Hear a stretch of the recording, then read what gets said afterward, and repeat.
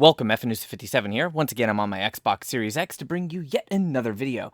For today's guide, I will be showing you how to unlock the Conservation of Momentum Rare 20 Gamerscore achievement on Halo Infinite. This is part of the brand new co-op winter update, and what we need to do for this mission is complete the Conservatory in less than 15 minutes.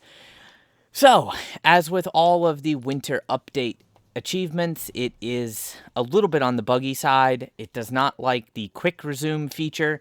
You can do this with mission replay, you can do this in solo or co-op, and you can use skulls like the bandana skull or any difficulty that you want. You can also use Easter egg weapons like the pocket scorpion. However, in case you don't have all of that stuff, I'm going to be doing this run through in basically the easiest manner and explaining the second easiest manner to do it along the way. So, I do recommend, obviously, easy difficulty. While you can unlock this on higher difficulties, there's really no reason to make it harder on yourself.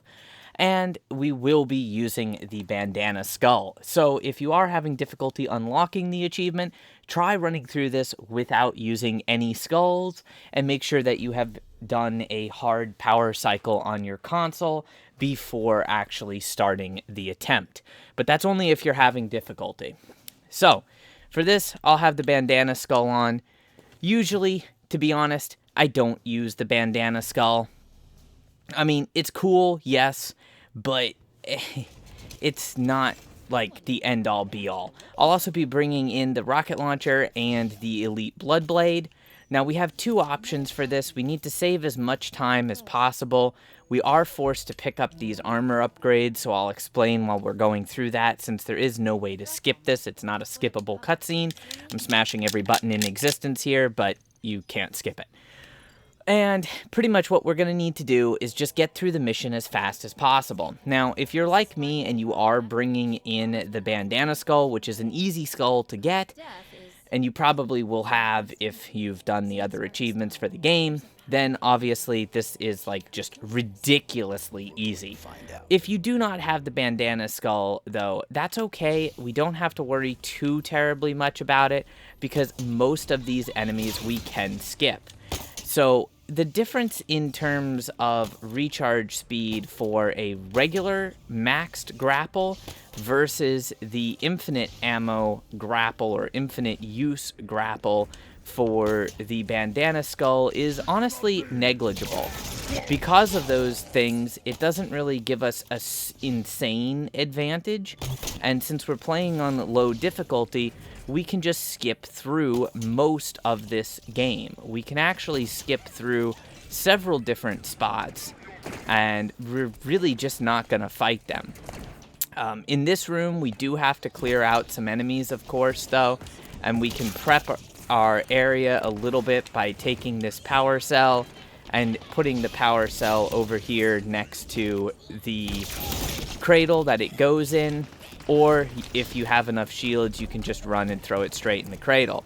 The other option while doing this instead of the grapple, and this really helps out if you're using the bandana skull, but if you're using the bandana skull, you can use the thrusters, and you can basically just spam the RB button while you use the thruster. Once you enter this room, you are going to have to kill all of the enemies in this room. If you have a maxed thruster, then the game will allow you to be invisible for a short period of time after using the thruster, but it is a little bit buggy, and sometimes enemies will still know where you're located, regardless of the fact that you are technically invisible. So when you have a bunch of enemies that are running around like this, you can kill them in any manner that you want, but since we have the bandana skull on, we are forced to reload, and this is where if you were using the pocket scorpion, it would be a lot easier because you don't have the reload animation for the weapon, but that's okay. So once we've cleared out the enemies in this area, what you want to do is you want to go up here to the first power seed. You can dash with these power seeds. It's up to you. Then what you want to do is drop the power seed on the ground by pressing and holding the right bumper. I'm going to go back to my grapple because in all honesty, I prefer the grapple. I'm more comfortable with the grapple, and I think it's more versatile. But obviously, if you're using the scorpion gun, don't grapple with the scorpion gun out. So go ahead and drop the second power seed in. Go back to where we put the first power seed on the ground. Throw that in, and then we can just go ahead and get out of this area. It's open. Come on. We're not even going to really worry about anything else, and we can go through this quite quickly. All normal skippable cutscenes. When we have the option to skip them, you'll want to go ahead and skip them, and then we'll kind of just, if you're like me and you love the grapple, then it'll be easier for you. No. So we're gonna kind of use a swinging motion and just basically fly through the majority of this section, because this is all about speed. We can skip the entire section. There's no reason to kill those enemies unless you absolutely have to. Maybe if you're doing a lasso playthrough, then you might need to kill these enemies. You'll have to be a little bit more precise with your grapples if you don't have the bandana skull on. If you do have the bandana skull on, you can obviously spam grapple attempts. So this is just purely for the easiest way to do it, and the easiest, fastest way to do it is with the bandana skull. Now there's going to be 2 invisible elites wielding swords there. On higher difficulties, they can one-shot you. Please, do not do this. And then we're just going to go through this area, skipping pretty much every enemy. No reason to kill these guys. Just using momentum to kind of swing from one side to the other. It's a little bit deceiving on exactly how close you have to be to hit with the grapple. And that's why some people prefer that boost method, since the boost you can just keep spamming. But I prefer the grapple. And if you don't have the Elite Blood Blade, that's okay. You don't have to use the Elite Blood Blade. You can use the regular, I believe it's like the Duelist Sword. You can use that. You could use the Gravity Hammer. It honestly doesn't matter. The weapon that you choose to use is personal preference. If you're going to hit the ground, it's a good idea to hit sprint and then execute the grapple so that you keep the little bit of the grapple slide. But you actually have to click sprint after each time you do that. So that's something that you're going to have to juggle, but it's not really like overly necessary to worry about that.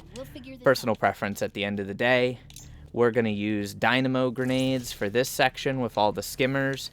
As soon as you can skip the cutscene, go for it. I mentioned that you can do this in co-op. If you are doing this in co-op, you'll have one problem, and that's when you grapple to a skimmer, you'll kind of grapple through the skimmer. So just bear that in mind. But if you use the dynamo grenades will stun them, even on higher difficulties. There's no reason to do this on a higher difficulty, and if your grapple's upgraded, then your grapple will also stun them. So this is pretty much the fastest way to go through it. If for some reason you've decided to do this without the bandana skull active, then obviously your sword would be completely out of energy by this point, since we've been abusing the hell out of it.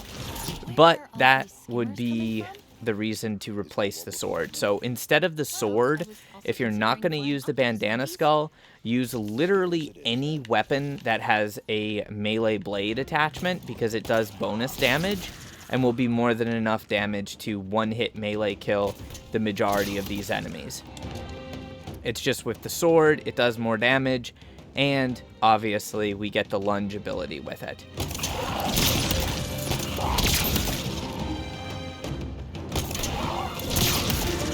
So pretty much just dance around the skimmers.